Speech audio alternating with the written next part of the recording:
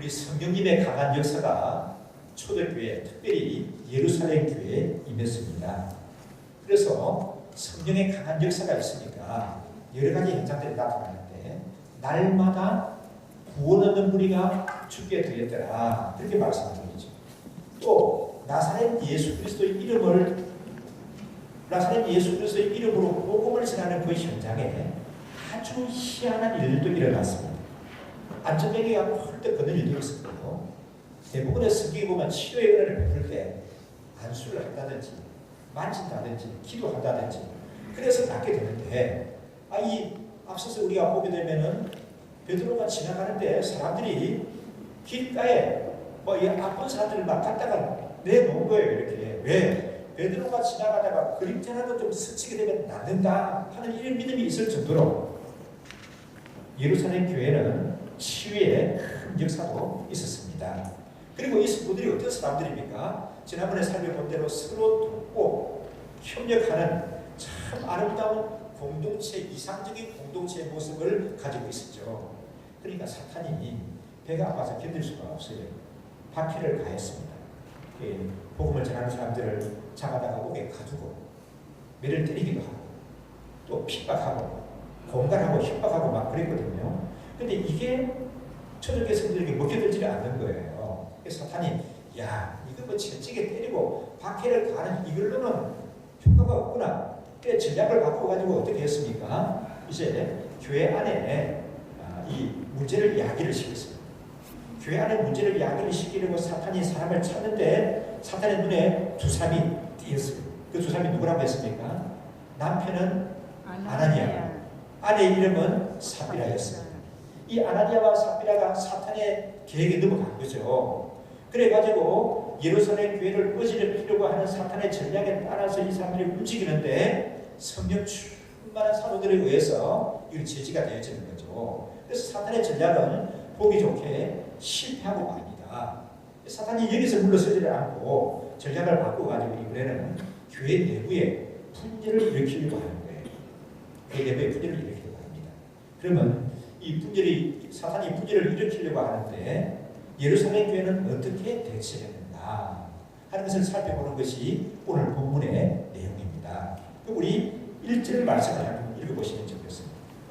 1절 함께 읽어보실까요? 그때 제자가 더 많아졌는데 헬라파 유대인들이 자기의 과부들이 그 매일 구제에 빠짐으로 이브리 사람을 원망하는데 날이 갈수록 예수 믿는 사람들이 예루살렘 교회를 가득했습니다.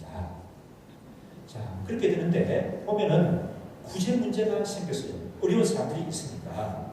그래서 보면은 헬라파 유대인 사람들이 불평이 막 하는 거예요.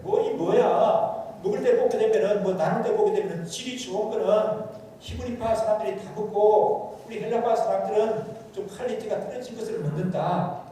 또 구제품을 나누는데 물품을 나누는데 좋은 거는 먼저 히브리파 사람들이 다 챙겨가고 나머지 우리가 가진다. 이게 뭐야? 하면서 불평이 막 일어나게 되었습니다.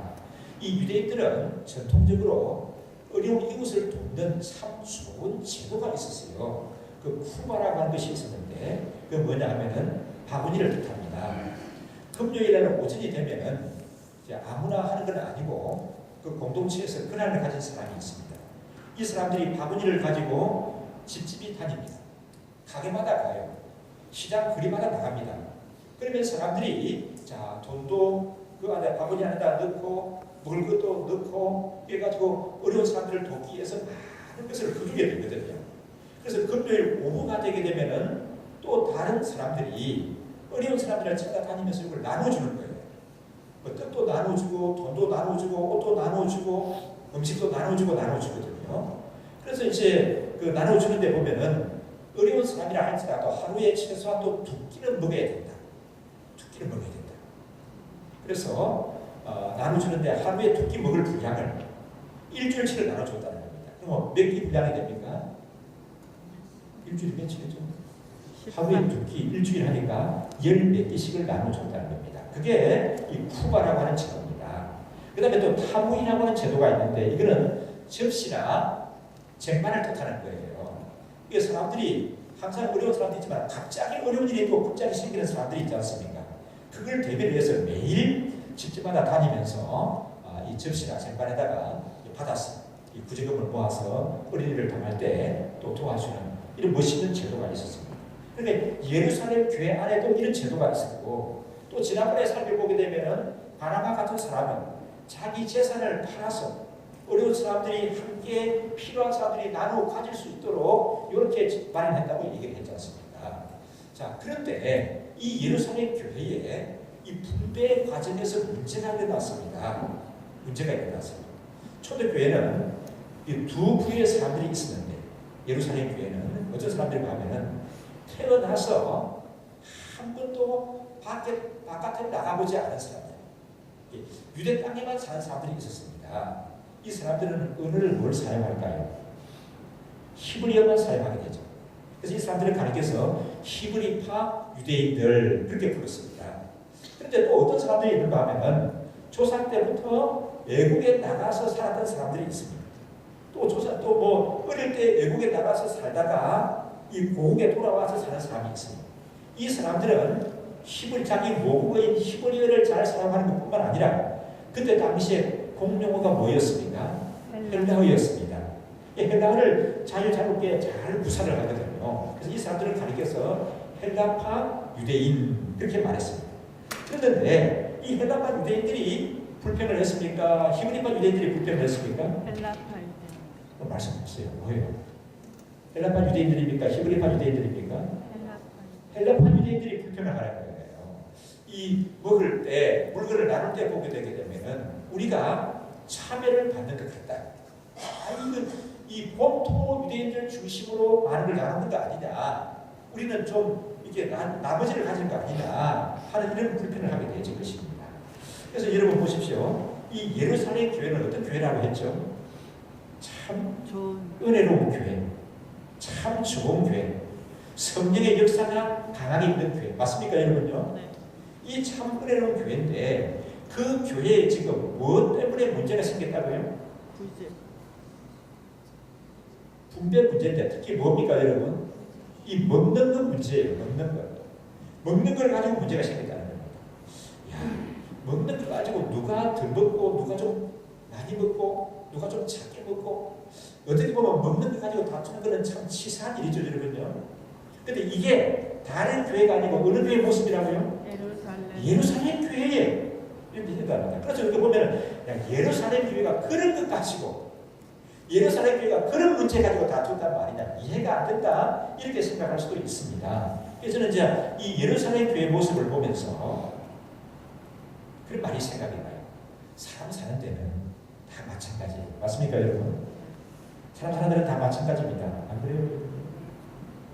뭐 미국 굉장히 생각하는데 미국 가서 살아가는 사람들 보세요. 그 무슨 문제가 있겠나? 그는 북한도 없고 중국하고도 멀고 뭐 문제가 있겠나 생각하지만은 또 미국 사는 사람들 보면 더 문제들이 많아요. 어떤 집을 보죠.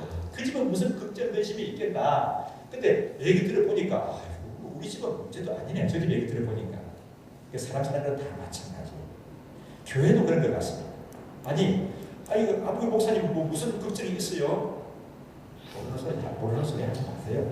그런 목사님들이 참 많아요. 그래서 사람 사는 데는 다 마찬가지구나 하는 것을 오늘 말씀을 통해서 봅니다. 근데 우리가 알아야 할 것은 보통 문제가 되는 게 시비가 되는 게 아주 크고 중차대한 문제를 논의하다가 문제되는 부분은 별로 없습니다. 그럼 뭡니까? 아주 조그마한 거예요. 지역적인 걸 가지고 다투는 거예요. 지역적인 걸 가지고 감정이 섞이다 보니까 다툽니다. 이거 우리가 잘 알 수 있는 게 뭐예요? 어디서 보게 되죠, 여러분요? 부부 간에 보자, 부부. 자, 부부 싸움을 하고 다툴 때, 뭐 가지고 다투어요? 우리 애는 보니까 문과 쪽에 재능이 있어. 어떻게 하든지 문과로 가서 법대를 가서 판검사를 삼아야 돼. 모르는 소리. 우리 애는 수학을 잘하는데 자녀를 보내가지고 의사 같은데 과학자를 만들어야 되겠다. 그거 아니면 여러분 싸웠습니까? 그런 큰 문제 가지고 다투는 거예요. 그럼 뭐예요? 뭐 얘기하다가 설거지하다가 밥 먹다가 또 뭐 말하다 보니까 왜 반말하고 왜 소리 지르고 그래? 뭐? 말하다가 싸움하는 거예요. 그래서 사람들의 다툼이라는 게 그런 거거든요. 예루살렘 교회 안도 보게 되면은 이건 좀 굉장히 어떻게 보면 본질적인 문제가 아니고 지역적인 문제죠. 그래서 우리가 생각할 수 있는 건 사람이 사는 곳에는 어디나 시비거리가 없으면 좋겠는데 있을 수가 있다는 겁니다. 이해되십니까, 여러분? 사람 사는 데는 다 시비거리가 있을 수가 있어요.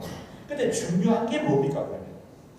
보다 중요한 건 뭐냐 하면은 이 원망과 시비에 휩쓸려 버리느냐, 원망과 시비에 휩쓸려 가지고 거기서 벗어나지 못하는 경우가 있고요.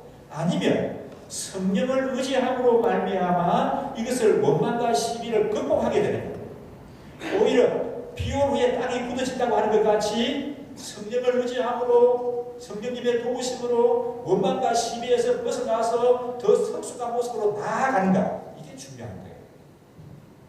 시비거리가 아예 없는 것은 어렵습니다. 원망과 시비에 휩쓸려가지고 정신을 못 차려요.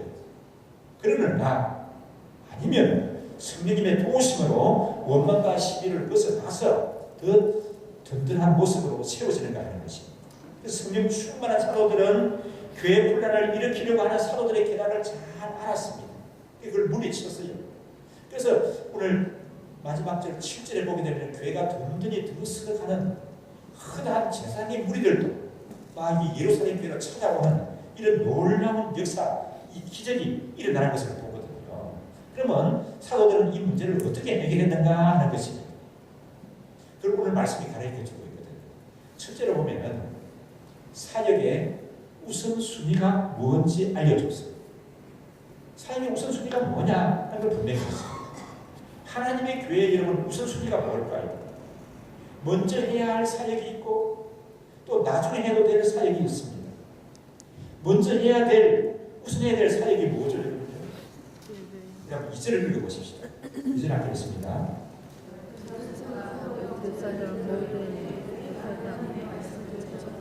우리가 하나님의 말씀. 네, 12사도가 제자들을 불러놓고 얘기합니다. 우리가 하나님 말씀을 제쳐놓고 공개를 일삼는 것이 마땅치가 않다. 사도들은 몇 사람이에요? 12사람. 예루살렘 교인들은 얼마나 됐을까요? 숫자가 많아. 정확한 건 모릅니다. 아주 많다는 거예요. 많다는 걸 알 수 있는 게 그 기본적으로 그 마가 다락방에서 기도할 때 몇 명이었습니까? 120명으로 알려졌죠. 그 뒤에 베드로가 설교하고 나서 동시에 예수 믿고 영접하고 회개한 사람이 3,000명. 또 그 뒤에 보면 또 5,000명. 그럼 보면 이 사람들이 다 어떤 사람이랄까? 남자만 그렇다면 장정만 이게 남녀노소까지 하게 되면 10,000명이 훨씬 넘는 숫자라고 볼 수가 있습니다. 그런데 여기에서 구제해가지고 나눠주고 분배하는 걸 다 누가 하고 있었습니까? 12사도가 하고 있었다는 거예요. 여기 공개라고 말했는데 이 공개라고 하는 말은 참 단어의 의미를 알면 이해가 빠르고 참 좋아요. 그런데 이제 우리 젊은 세대들은 한자를 잘 쓰지를 않으니까 어렵게 여기질 겁니다. 그래서 쉬운 성경에 보니까 접대하는 것, 우리가 말씀 사역하는 걸 제쳐놓고 접대하는 것이 마땅치 아니하니라. 아주 제일 쉬운 성경으로 번역된 거 보니까 우리가 말씀 사역을 제쳐놓고 음식을 베푸는 것이 마땅치가 않다. 그래서 공개하는 것, 접대하는 것, 또 음식을 베풀어 주는 것, 나눠주는 것, 그렇게라고 볼 수가 있습니다. 그래서 어떻게 하겠다는 겁니까? 4절 한번 읽어보실까요? 함께 읽습니다. 말씀 전하는 것을 전무하리라. 우리는 오로지 기도하는 일과 말씀 사역에 힘쓰리라 그랬습니다. 자, 그러면 여기서 우리가 사도들이 정해주는 그 원칙을 알 수가 있습니다. 교회에서 제일 우선시해야 될 사역이 뭐라고요? 기도하는 말씀 사역과 기도라는 거죠. 말씀 사역과 기도가 제일 우선시해야 된다는 거죠. 믿음 생활을 오래 하다 보게 되면은 여러 가지 사역을 많이 맡게 되어집니다. 그러나 분명히 우리가 알아야 할 것은 우선순위를 알아야 하는 거예요. 우선순위. 우선순위가 뭐라고 했습니까? 말씀 사역과 기도가 제일 우선시 되어야 하는 겁니다. 이 교회에서. 목회자의 경우에도 마찬가지입니다. 목사가 여러 가지 일이 바쁜 사역들이 많이 있지만은 그 바쁜 사역을 때문에 말씀 사역과 기도 사역을 소홀히 하면 안 되는 거죠. 좀 이게 개척교회, 좀 사이즈가 작은 교회 보게 되면은 목사들 하는 얘기가 몸이 10개라도 고생한다. 뭐 예배당도 지어야 되고 또 이렇게 봉사일도 해야 되고 상담도 해야 되고 구제도 해야 되고 노예도 가야 되고 총회도 가야 되고 주민 봉사도 해야 되고 이런 얘기를 말합니다. 그러나 그런 사역들도 필요로 하지만 그게 우선이 아니에요. 그것 때문에 말씀 사역과 기도 사역이 소홀히 하면 안 된다는 거예요. 사역의 우선순위를 다른 말로 말하면 교회에 있어서 가장 교회답게 하는 사역이 뭔가, 교회를 가장 교회답게 하는 사역이 뭔가 하는 것입니다. 교회를 가장 교회답게 하는 사역은 구제보다도 봉사보다도 뭐라고요? 말씀 사역과 기도예요. 기도. 한때 우리 한국 교회 안에 보면 교회가 존재 목적이 뭐냐? 불쌍한 사람들을 도와야지, 빈민들을 구제해야지, 이 교회가 존재하는 목적은 이거다 주장하는 사람들도 있었습니다. 그리고 사회정의를 부르짖어야지 그러면서 말하면서 이 사회정의 부르짖는다고 말하면서 체육장 가서 이런 거 부럽지 않고 막 나아가서 활동하는 분들도 계셨습니다. 그런 것들도 때로는 필요하지만은 여러분 구제가 불쌍한 사람들을 돕는 것이, 사회 봉사하고 대민 봉사하는 것이 교회에 있어서 말씀 사역과 기도를 우선할 수가 있다 없다? 없는 거예요. 말씀과 기도가 중심이 되어야 합니다. 우리 성도들에게도 마찬가지입니다. 말씀과 기도가 중심이 된 이 예배가 소중히 여겨야 되는 거예요. 우리 성도들에게 있어서도 말씀과 기도가 중심이 된 예배보다도 우선할 수 있는 사역 있습니까? 없습니까? 없어요. 없습니다. 이 점에 있어서 우리가 분명해야 됩니다. 어떤 교회를 보니까 이런 분이 있다고 그래요. 주일학교 교사를 하는데 예배는 참석 안 해요. 주일학교 교사는 열심히 잘 사역을 한대요. 그럼 보십시오. 이분이 하나님 앞에서 온전한 믿음 생활을 하는 사람입니까? 어떠세요? 예배는 참석 안 하고 주일학교에 가서 그 봉사하는 애들 교사 역할을 잘 한다는 거죠. 그런데 여러분 교사 역할을 잘 하는 게 아니에요. 왜? 이 교회의 가장 기본적인 사역인 본질적인 게 이 예배와 기도 사역이 중심이 되는, 말씀과 기도가 중심이 된 예배가 중심이 되고, 그리고 주일학교 봉사도 하는 그게 아름다운 사역이지, 만약 예배를 빼먹고 주일학교 봉사만 한다고 하는 것은 그건 주일학교 사역이 잘하는 게 아니에요. 애들에게 뭘 가르쳐야 되죠? 애들에게 뭘 가르쳐야 돼요? 그리고 중요한 것은 뭡니까 여러분? 교육은 뭐 하는 거라고 했죠? 보고 배우는 거예요. 보고 배우는 건데 주일학교 선생님이 그런 모습을 하게 되면 걔들 어떻게 하겠습니까? 얘들은 안 드리고 주일학교만 나온다고 하겠죠. 그리고 또 어떤 경우에 보면 이렇습니다. 식당 봉사를 하는 것. 교회 여러 가지 봉사가 있지만 음식을 조리하고 설거지하는 것은 대중에게 잘 알려지지 않은 수분 봉사입니다. 그분들에게 좀 높은 점수를 드려야 되는 거예요. 물론 교회 여러 가지 사역이 중요하지만 다른 사람들이 다 알아주고 드러나잖아요, 이렇게. 그런데 식당에서 봉사하는 건 여러분 매일 주방에서 이제 매주마다 와서 식사하시면서 주방 오늘 빵 누가 만들었어요? 찌개를 누가 했어요? 이렇게 들여다보고 확인하면 잡수십니까? 모르시잖아요. 설거지를 누가 하는지도 모르지 않습니까? 그래서 다른 사람들이 알아주지 않는 주방에서 봉사하는 것은 정말 믿음이 내공이 있어야 되고 수분 봉사자예요. 헌신하는 믿음이 있어야 됩니다. 참 귀한 봉사라고 말씀드릴 수가 있습니다. 그러나 아셔야 할 것은 식당 봉사 때문에 말씀과 기도가 중심이 된 예배를 소홀히 한다고 하게 되면 이거는 어떤 일입니까? 참 안타까운 일이에요. 하나님 기뻐하시는 일이 아니라는 거죠. 우리의 봉사와 우리의 섬김이 하나님께 영광이 되고 하나님이 기뻐하셔야 되는 거 아니겠습니까? 예배는 그냥 제쳐놓고 나는 남을 위해서 은혜는 다른 사람들 다 받아, 여러분들 다 받으시면 됩니다. 나는 그냥 여러분들 위해서 이렇게 봉사하겠습니다. 어떻게 보면 희생하는 걸 보고 가려한 것 같은데 하나님 앞에서 그건 아니에요. 예배를 소홀히 또 어떤 경우에는 예배 후에 있을 행사에 관심이 많이 가 있어요. 이게 전도회 활동하는데 보게 되면 예배 끝나고 전도회 12월 되게 총회를 하다 총회가 있습니다. 내가 재정을 맡았습니다. 예배 시간에 앉아서 자꾸 정리하고 있는 거예요.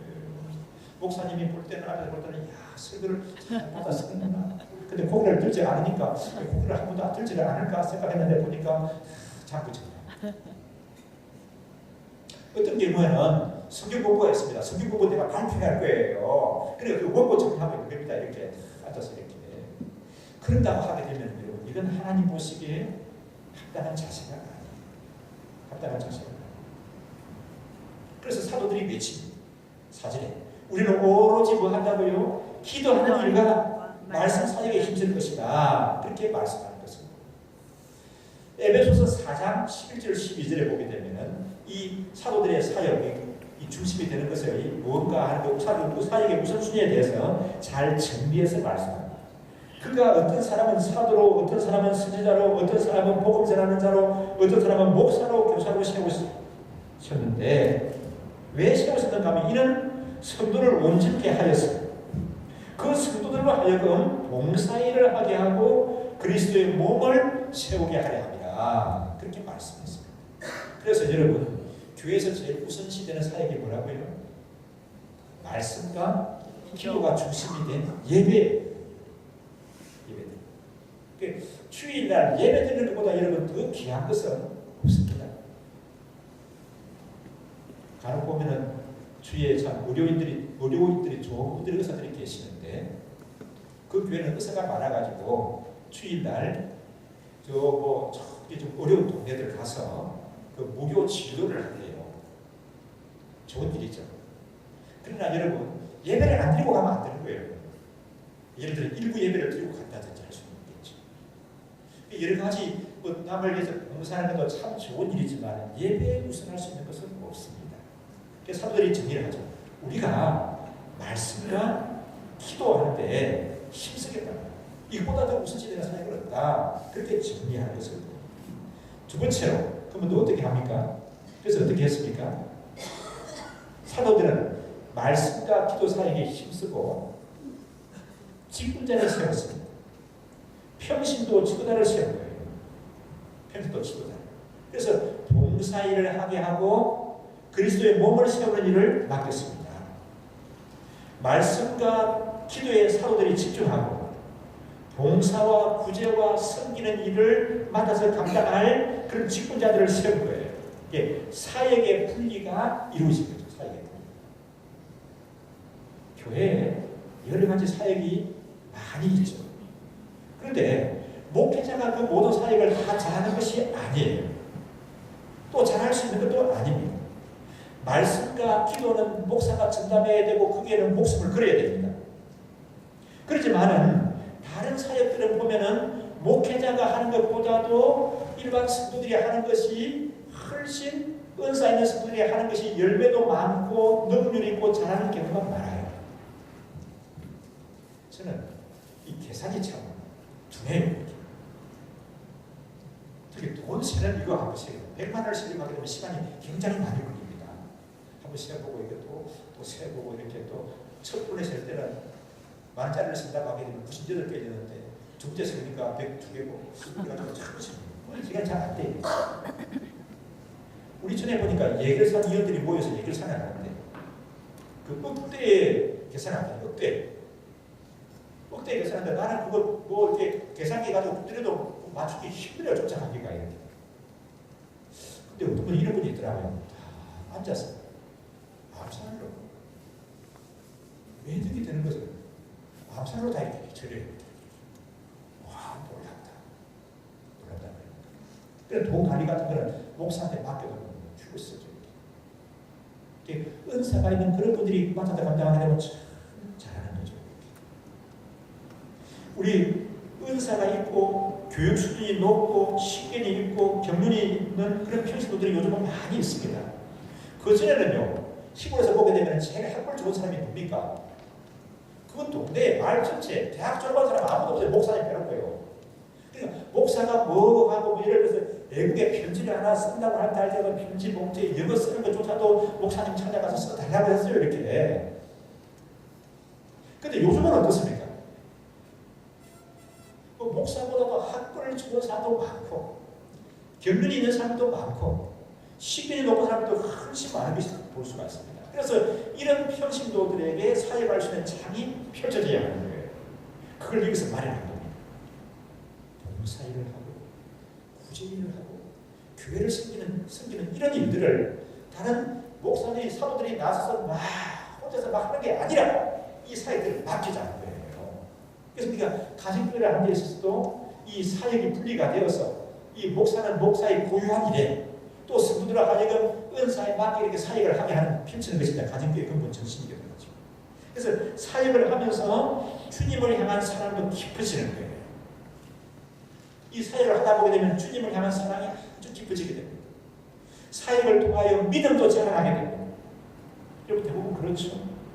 예배만 와서 드리는 분하고 예배를 잘 드리는 것뿐만 아니라 교회에서 뭔가를 봉사를 하는 사람하고 믿음이 자라가는 이 속도가 달라요. 그리고 사역을 잘 감당하게 될 때 은사도 개발이 되는 겁니다. 나에게 이런 은사가 있으나 좀 긴가민가 했는데 그 사역을 잘 하다 보니까 분명해요. 이게 내 은사구나. 다른 사람들도 그 당신은 그런 은사가 있어. 이게 열매 맺는 일들이 일어나게 되는 거죠. 그리고 사역을 감당하는 가운데 인격도 자라나게 됩니다. 인격도 성숙하게 되는 거예요. 이 예배 중심의 삶을 살면서 교회 봉사를 잘하는 사람들이 인격도 원만하게 성숙하게 자라나는 것을 볼 수가 있죠. 우리가 하나님의 교회에서 또 목장에서 주일학교 모임이라든지 이런 데서 섬기다 보면 때로는 여러분 부딪힐 수가 있습니까? 없습니까? 부딪힘이 없는 게 좋은데 때로는 부딪힐 수가 있습니다. 자존심이 상할 때가 있어요, 여러분요. 한 번도 느껴보지 못했습니까? 사람 모이는 데는 항상 다 갖다 놓지 않습니까? 그래서 사람 모여서 활동하는 데는 자존심 상하는 일이 있습니다. 그럼에도 꾸준히 변함없이 끈기 있게 그 자리를 지키고 나아가는 것, 그것이 하나님의 은혜를 입은 사람의 기본 자세인 줄 믿습니다. 고린도 전서에 보게 되면 이렇게 말씀했습니다. 맡은 자의 구할 것은 뭐라고요? 충성이라고 그렇게 말합니다. 충성이라는 게 다른 말이 아니라 끝까지 주어진 그 직분을 역할을 변함없이 꾸준히 잘 감당하는 그게 충성이에요. 그게 충성. 자존심 상해가지고 난 못하겠어. 얼굴 붉은데 말고 난 안에 때려치우고 있어. 그게 아니고 그건 충성된 게 아니죠. 때로는 얼굴이 붉어지고 때로는 내가 무한을 당하고 때로는 내 자존심을 상했다 할지라도 이게 내가 뭐 자기 보고 하는 건가. 주님 앞에서 내가 바로 써야지. 그런 자세를 가지고 끊임없이 그 자리를 꾸준히 지키고 나아가는 그게 뭐라고요? 그게 충성이라는 겁니다. 충성. 근데 오늘날 여러분 한국교회 현주수가 어때요? 참 우리 한국교회가 지금 제대로 잘 되고 있다고 생각하십니까? 좀 염려스럽습니까? 많은 사람들이 염려스럽다고 그런 얘기를 해요. 이 부분이 잘 되지 않을 것 같습니다. 이 부분. 충성되게 헌신하는 부분이 약합니다. 이제 보니까 본교회 개념이 많이 희미해질 때예요. 본교회, 본교회. 내가 믿음 생활을 시작하는 교회가 있고 내가 직분을 받은 교회가 있다. 그럼 그 교회 중심으로 믿음 생활을 잘 해야 되는데 이게 본교회 개념이 희미해지는 거예요. 그래서 사람들이 교회를 옮기는 데 보면 대부분 어떤 교회를 가는가 하면은 저 교회 내가 이 교회에서 사역하는 것보다 저 교회에 가서 사역하는 것이 하나님이 더 기뻐하시겠구나. 나를 더 필요로 하는 교회다. 이렇게 생각해서 가는 케이스는 교회를 옮기는 케이스는 별로 없어요. 그럼 어떻습니까? 그냥 대형교회로 쏠려가는 거예요. 대형교회로 몰려가는 겁니다. 이게 한국교회의 큰 문제 가운데 하나입니다. 이 대형교회로 크게 쏠림 현상이 일어나니까 여러분 쏠림은 좋지가 않을 겁니다. 배를 탔는데 한쪽으로 쏠리게 되면 어떻게 되죠? 배가 침몰하게 됩니다. 대형교회 쏠림 현상이 일어난다는 거예요. 그럼 대형교회로 쏠리면 왜 대형교회로 쏠려갑니까 여러분요? 그 교회 가서 참 이렇게 좋은 말씀을 들으면서 좋은 관계 속에서 믿음의 직분을 더 나타내겠다. 그건 아니에요. 그럼 뭐예요? 에이, 꼴보기 싫은 사람 안 보고 내가 숨어버려야지. 그 큰 배는 숨을 데가 많아요. 구멍이 많아죠. 숨어 있는 거예요. 목사님도 내 아는 찾지 마세요. 등록도 안 하는 거죠. 예수가 내 아는 찾지 마요. 뭐? 하지 마요. 내 나오고 싶을 때 교회 나오고 안 나오고 싶을 때는 내가 안 나옵니다. 간섭하지 마세요. 궁금한 것도 하지 마세요. 목장 같은 데 나오라고는 절대로 얘기하지 마세요. 주일에게 목사님께 하라고 하지 마세요. 나는 그냥 하나님만 바라보고 믿음 생활할 겁니다. 이게 건강한 믿음 생활일까요? 그렇게 하다가 나중에 어떻게 되느냐 하면은 그 교회도 가보니까 그렇고 이 교회도 그렇네. 그러다가 뭐가 됩니까? 가난한 교인이 되는 거예요. 가난한 교인이 뭐죠? 교회 안 나가는 교인이 된다는 거예요. 그러니까 하나님 잘 믿으면 되지 뭐 내가 교회 나가야 되나? 그러다가 내가 믿음 다 까먹어버리는 거예요. 그게 어둠의 세계에 사탄이 기뻐하는 일이죠. 이 한국교회 이런 현상이 지금 너무 심하게 일어나고 있거든요. 그래서 뭐 얼마 전에 통계청에서 발표한 자료에 보면은 기독교인 숫자가 훨씬 많이 늘어났어요. 전체적으로는 통계청 조사는. 근데 각 교회에 보니까 교인이 늘어났다는 교회가 없어요. 다 줄었다는 거죠. 그럼 어떻게 된 겁니까 이게? 그 가난한 교회들이 늘어난 거예요. 참 이게 가슴 아프고 안타까운 일이다 생각합니다. 우리가 말씀과 기도가 중심이 된 예배를 잘 드리는 것뿐만 아니라 우리에게 주신 그 사역들을 잘 감당하게 될 때 보람을 갖게 되는 겁니다. 그 사람에게 하나님이 평안을 주시는 거예요. 때로는 얼굴을 붉힐 일도 있고 시기끓일 때도 있지만은 변함없이 사역을 잘 감당하는 사람에게 하나님이 주시는 선물이 두 가지가 있어요. 그게 뭐냐면 하나는 평안입니다. 시시끄럽다고 해서 얼굴 붉었다고 해서 안 보게 되면 여러분 하나님 나라 갈 때까지 그 사람은 평안이 없습니다. 그런데 그럼에도 불구하고 축소되게 자리를 지키는 사람에게 주시는 것이 하나님의 선물이 뭐라고요? 하나는 평안이에요. 그 사람 봐도 이제는 아버지도 알아요. 오히려 사랑이 가고 정이 가고 내가 알아주고 싶은 그런 사람으로 변하는 거예요. 평안입니다. 또 하나는 뭐죠 여러분요? 성숙입니다. 성숙하는 거예요.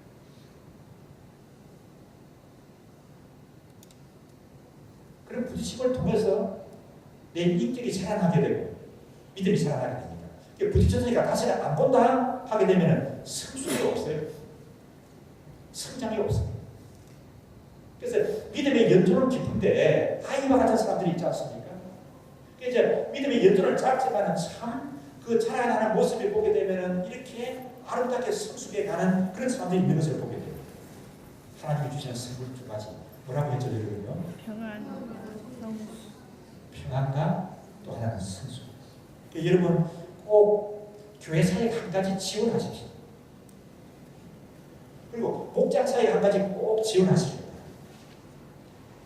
그럼 세 번째로 직분자를 세웠다고 했는데 누구를 세웠다는 겁니까? 어떤 기준으로 세웠어요?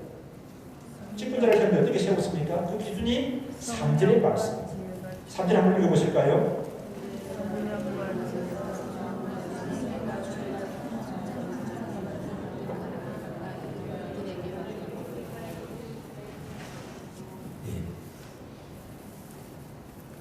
몇 사람을 뽑으라고? 7 사람을 뽑아라. 7 사람을 뽑는데 어떤 사람을 뽑으라고요? 성령과 지혜가 충만한 사람. 성령 충만은 여태까지 사도행전에서 계속 1장부터 얘기해 왔습니다. 성령 충만은 이해가 되고 참 좋은데 지혜가 충만한 사람? 그러면 나는 아닙니다. 왜?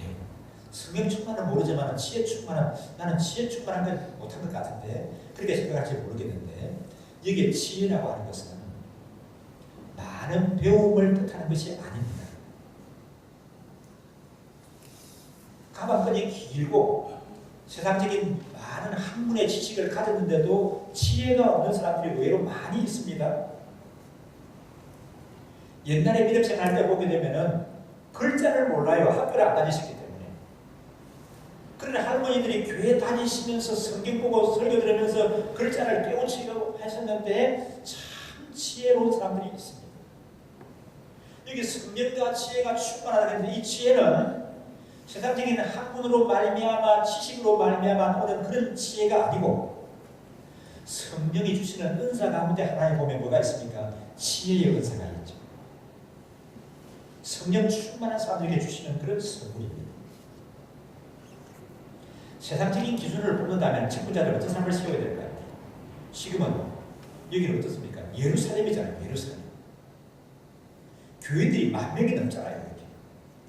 그러면 헬라어를 잘하는 사람, 뭔가 박해가 있을 때 좀 방패막이가 되어줄 수 있는 사람, 어려운 사람들이 많으니까 그들에게 무언가 좀 물질적으로 도움을 줄 수 있는 그 재산가, 재력가 이런 사람들 생각할 수가 있겠죠.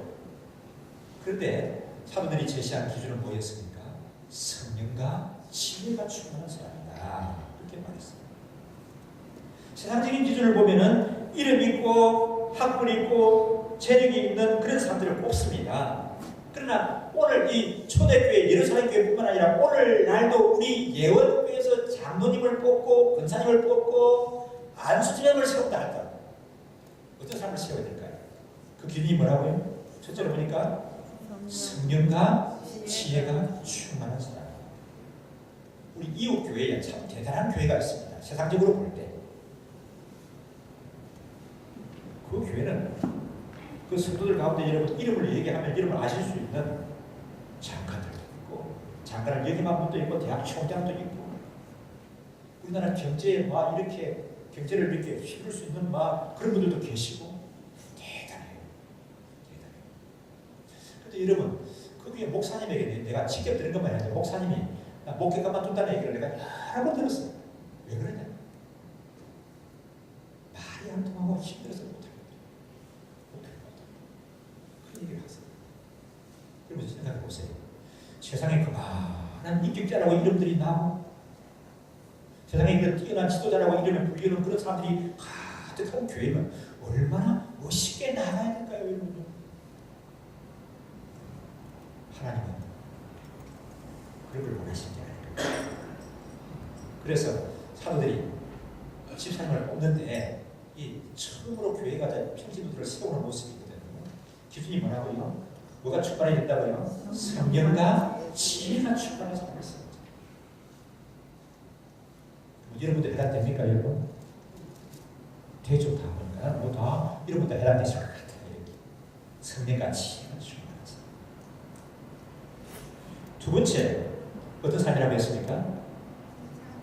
그 다음 말씀이 어떻게 되죠? 3절의 말씀 보면은 성령과 지혜가 충만하여서 어떤 사람? 칭찬 듣는 사람. 칭찬을 받는 사람이니까 칭찬받는 사람. 이 칭찬받는다는 말은 다른 말로 말하면 평판이 좋은 사람입니다. 성경 다른 또 쉽게 번역한 성경에 보면은 책망할 것이 없는 사람. 책망할 것이 없는 사람. 또 달리 말하면은 덕을 세우는 사람입니다. 하나님 나라의 하나님의 교회 범사에 덕을 세울 수 있는 사람. 참 똑똑하고 실력을 있는데 평판이 안 좋아요. 덕을 세우지를 못해요. 그러면 아니라는 거예요. 칭찬받는 사람을 세우라. 그렇게 말했습니다. 그래서 온 교회가 기뻐하면서 믿음과 성령이 충만한 사람 몇 명을 택했다고요? 7명을 택했습니다. 그러니까 사도들이 어떻게 했다고 말합니까? 기도하고 그들에게 안수입니다. 그래서 첫 번째 직분자들이 이렇게 시험지게 됩니다. 근데 이분들의 이름이 기록이 되어 있습니다. 한번 읽어보실까요? 스데반, 빌립, 프로고로, 니가노로, 디몬, 다메나, 니골라. 제가 합동신학 대학은 대학교 다닐 때 우리 뭐 다른 목사님도 그랬을지 모르겠는데 제가 다닐 때는 구약 성경을 고사를 봐야 돼요. 어느 정도 기준 점수가 돼야 졸업을 할 수가 있어요. 학점을 이수했는데 구약 성경이 성경 시험에 성적이 미달돼서 졸업 못해요. 또 신약 고사를 봅니다. 신약을 보는데 그 이제 점수가 미달되게 되면은 졸업을 못하는 거예요. 그런 제도가 저희들 다닐 때 있습니다. 정목사님 지금도 있습니까? 지금도 있구나. 정목사님 실력이 좋은 분이어서. 제가 이제 그 시험으로 문제가 이런 게 나왔습니다. 초대교회 7지사의 이름을 쓰세요. 7지사의 이름을 쓰세요. 이렇게 나왔습니다. 여러분 어때요? 합신 뭐 가실 분 혹시 계신지 모르겠는데 그런 문제 나오면 여러분 자신 있게 뭐 7명 쓰겠죠 이렇게요? 한번 해볼까요? 이분 이름 좀 알아드릴 필요가 있어요. 자, 처음에 스데반, 빌립, 고로고로, 니가도로, 디몬, 바메나, 릴라. 이 중에서 스데반과 빌립 집사님을 우리가 좀 더 살펴보게 될 것입니다. 앞으로. 그래서 여러분 이 사람들이 직분자로 세워졌거든요. 그래서 교회가 어떻게 됐다고요? 7절의 말씀 한번 읽습니다. 예루살렘에 있는 유대인의 수가 더 심히 많아지고 거대한 제사장무리가 이도에 복종하니라. 제사장의 무리가 한두 사람이 아니라 흐다한 제사장의 무리들도 예배하고 예수 믿고 거듭나는 이런 놀라운 기적이 일어나게 된 것입니다. 여러분, 주님의 교회에서 하나님의 교회에서 직분을 받아서 섬기는 것은 참 아름답고 귀한 사역인 줄 믿습니다. 참 아름답고 귀한 사역입니다.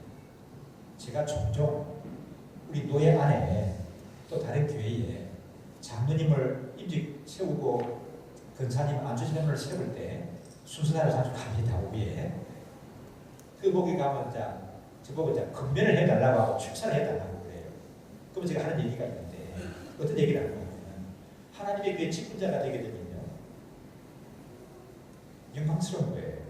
왜 그러냐면 나중에 여러분 다 하나님 부실 때가 어느 때지만 세상 떠나게 되면은 하나님 부시게 되면 다 세상 떠나게 되죠. 그럼 뭘 하게 되죠? 장례 예식을 하게 됩니다. 장례 예식에 새겨지는 빈소에 새겨지는 타이틀이 달라요. 여러분 장례 예식 가보셨습니까? 영상 가보셨어요? 그러면 예수를 믿는 사람은 십자가 표지가 있고 뭐라고 쓰던가요? 장로 암계, 권사 암계, 집사 암계 그렇게 되어집니다. 세상적인 지위가 쉽게 게 아니에요. 그 전에 김영삼 대통령이 돌아가셨습니다. 대통령 역임하셨죠.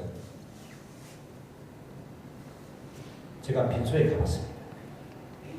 빈소에 뭐라고 썼을까요? 십자가로 국장을 치웠잖아요. 개인 장례가 아니잖아요. 국장을 치웠는데 뭐라고 썼죠? 십자가 해놓고 대통령 김영삼이 아니더라고요. 장로 김영삼이에요. 여러분 세상에 아무리 훌륭한 타이틀을 가지고 있어도 그거 새겨지는 거 아니에요. 또 요즘은 화장을 하지만은 매장을 하게 되면은 묘비 만들고 비석을 세우죠. 비석에 뭐라고 세워지죠? 그거 다 교회 직분이 새겨지는 거예요. 하나님의 교회에서 직분을 받아서 헌신하고 섬기는 것은 얼마나 귀하고 아름답고 영광스러운 건지 모릅니다. 그래서 성경 다른 부분에 보면은 천사가 부러워해요. 이 직분을 맡아서 사역하는 우리를 천사들이 보고 부러워한다. 그렇게 말씀합니다. 감리교에서 존경스러운 장로님이 계시는데 그분 도움을 좀 많이 받았습니다. 전에 제 아내와 함께 그분을 좀 찾아가 인사드리러 찾아간 적이 있습니다. 그때 이분이 70세가 훨씬 지났는데 우리나라에서 아주 유명한 감리교에서 제일 유명한 정동 감리교의 장로님이세요. 그분이 그런 얘기를 합니다. 이제 70이 다 지나서 장로 사역도 내려놓고 맡았던 사회적인 지위도 많이 내려놨습니다. 뭐 기독 시민회 회장도 하고 사람은 기책이 참 많았거든요. 그런데 지금은 뭘 하고 있는가 하면은 감리교는 우리 그 목장같은 속회가 있습니다. 속회를 나는 인도하고 있습니다. 70이 다 지났는데도 우리 목사님이 저에게 속회하는 것만은 계속해서 맡아야 된다고 맡겨주시는데 얼마나 감사한지 모르겠어요. 내가 이걸 인도하면서 70여를 넘은 나이에 속회 인도자로 내가 사역을 하면서 참 하나님께 감사합니다. 빈말이 아니에요. 진심이 느껴져요. 그래서 제가 느낀 게 저 장로님이 그 집안이 저렇게 복을 받은 이유가 저런 데 있구나 하는 것을 생각을 했습니다. 제 제자 가운데 그 청년부를 제가 지도할 때 제자니까 그분들 뭐 50대가 되었을 겁니다. 주일학교 교사로 봉사를 했는데 대학생 때는 열심히 했는데 취직을 했어요. 취직 사원이 바쁘잖아요. 목사님, 내년에는 제가 주일학교 교사를 좀 내려놓겠습니다. 왜 그러는데 하니까 잠이 모자라요. 잠이. 주일날 교사하려고 하게 되면 9시까지 와야 되는데 좀 잠 좀 더 자고 11시까지 오면 되잖아요. 그래서 주일학교 교사를 내려놓겠습니다. 잠 좀 자고 싶습니다. 글쎄, 근데 잠 더 잘 수 있을까? 아닌 것 같은데요. 근데 뭐 고집스럽게 교사 지원을 안 했더라고요. 좀 지났다니 물어봤습니다. 그래, 주일날 주일학교 교사를 일찍 오다가 2부 예배 맞춰서 오니까 그래 잠 푹 자요 하니까 아닙니다 목사님, 교사할 때가 좋았어요. 교사할 때는 괜찮은데 교사 되는 거 하니까 무슨 바쁜 일이 이렇게 많이 생기는지 모르겠대요. 이게 교사할 때가 더 좋았다는 거죠. 여러분, 제가 믿음 생활하면서 지금까지 살아오면서 느낀 게 그런 거예요. 우리가 하나님의 일을 맡아서 감당할 때 하나님이 이렇게 말하는 거예요. 너가 내 사역에 힘쓰니까 너의 일은 내가 도와줄게. 그러는 거예요. 그런데 하나님, 바빴을 때 난 못하겠습니다. 내가 다 이제 맡아서 해야 돼요. 그러다 하게 되면 하나님 뭐라고 말씀하실까요? 그래, 너가 알아서 다 해. 너가 알아서 해봐라. 하나님 그러실 거예요. 바쁜 중에도 내가 하나님의 사역인 줄 알고 맡아서 감당하는데 하나님이 내 사역을 도와주는 삶하고 처음부터 끝까지 내가 맡아서 다 책임지고 감당해야 될 사역하고 어느 사람이 복된 사람일까요? 여러분? 천자입니까? 후자입니까? 천자가 후자가 뭔지 몰라요. 다시 말씀드려요. 왜? 어떤 인생이 복된 인생일까요? 어떤 인생이 하나님 앞에서 쓰임받는 인생이겠습니까? 저는 부족하지만 하나님이 때때로 이렇게 말씀하는 걸 많이 듣습니다.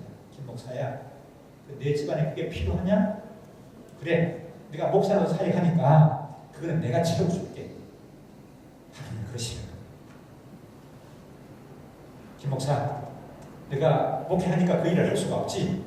다른 사람한테는 되겠지만, 그러니까 그 일은 내가 되게 해주겠다, 도와주겠다. 하나님이 도와주시는 거예요. 이거는 목사인 저에게뿐만 아니라 여러분들에게도 마찬가지로 되겠습니다. 여러분의 삶 속에 이런 은혜를 많이 누리시기를 바랍니다.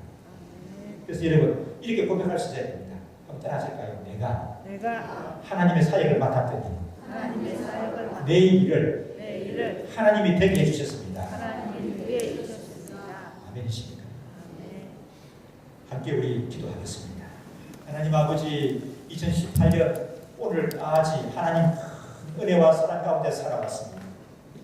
이제 우리가 새해를 맞이하는 준비해야 되는데 오늘은 2019년 청지기를 지원하려고 합니다. 하나님 꼭 내가 교회 사역 한 가지, 목장 사역 한 가지 이상씩 지원케 하여 주옵소서. 그래서 하나님 아버지께서 사랑하는 아무개야, 너가 내 사역에 힘드니까, 내 일에 힘쓰니까 너의 일은 내가 되게 해줘. 내 사업을 내가 책임져 줘. 내 가정을 내가 책임져 주겠다 말씀하시는 하나님을 경험하며 살아가게 하옵소서. 우리 한번 합심해서 기도하십시다.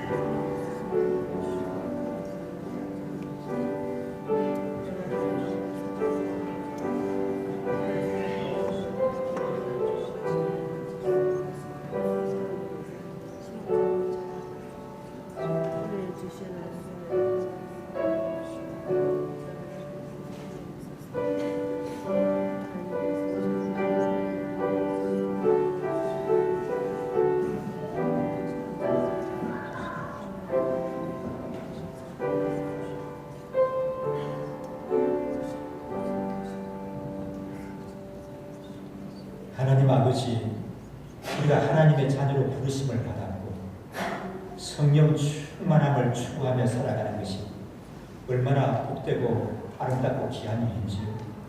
또 그 가운데 우리에게 은사를 주셨습니다. 주님의 교회 직분자로 섬기고 헌신하는 것, 천사도 부러워하는 그런 귀한 사역이라고 했습니다.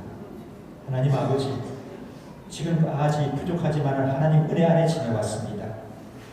새해를 2019년을 주께서 우리에게 허락해 주시고 주빛게 하시는데 지금까지 인도하시는 하나님 은혜에 감사하면서 내 부족하지만은 성령 충만을 의지하고 또 성령 하나님께서 나를 더 도우시고 힘주시고 능력 가운데 붙들어 주실 것을 확신하며 나아가는 그런 저희들 되어지게 인도하여 주시옵소서.